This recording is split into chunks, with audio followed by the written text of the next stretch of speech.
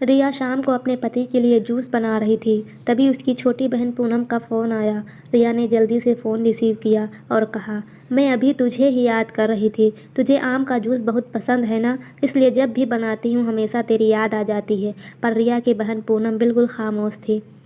जब रिया ने उसकी खामोशी का कारण पूछा तो पूनम की सिसकियों की आवाज़ रिया के कानों में साफ सुनाई पड़ रही थी। रिया बहुत घबरा गई और उसने पूनम से जोर देकर पूछा कि आखिर हुआ क्या है।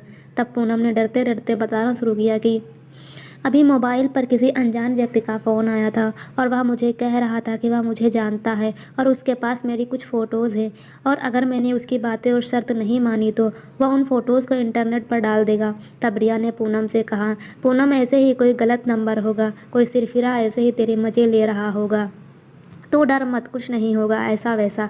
तब पूनम ने घबराते हुए कहा, दीदी मुझे उस इंसान से डर नहीं लग रहा, पर मुझे उसकी बातों से बहुत डर लग रहा है। यह कहकर पूनम रोने लगी। तभी रिया ने कहा, बताना उस इंसान ने क्या कहा है तुझे। तब पूनम बोली, उसने मुझे कहा है कि वह मेरी फ़ोटो इंटरनेट पर नहीं डालेगा, लेकिन मुझे उसकी सारी मांगें पूरी करनी होंगी। उसने कहा है कि आज रात वह मेरे घर पर आएगा।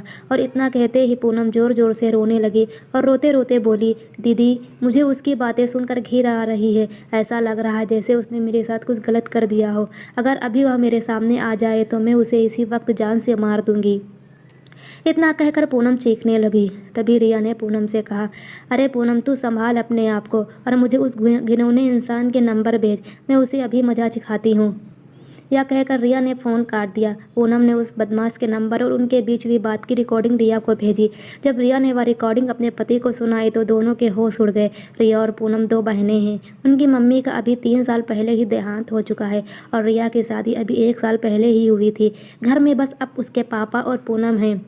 अब मोबाइल पर ऐसी धमकी भरी बातें कोई भी बेटी अपने पिता को आसानी से नहीं बता सकती, इसलिए पूनम ने सारी बातें अपनी दीदी को बताई। अगले दिन रिया और उसका पति पुलिस स्टेशन पर जाकर उस इंसान के खिलाफ पुलिस कंप्लेंट करवा आए।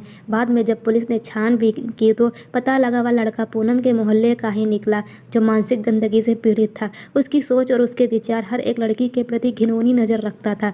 उसे पता था कि पूनम की मम्मी का देहांत हो चुका है और वह दिन भर घर पर अकेली रहती है और वो इसका फ़ायदा उठा सकता है, और वह लड़का अपनी बुरी नज़रों और घटिया बातों से पूनम की आत्मा के साथ खिलवाड़ कर रहा था। पर बाद में जब उसे पुलिस ने पकड़ लिया तो उसे जेल की सलाखों के पीछे जाना पड़ा।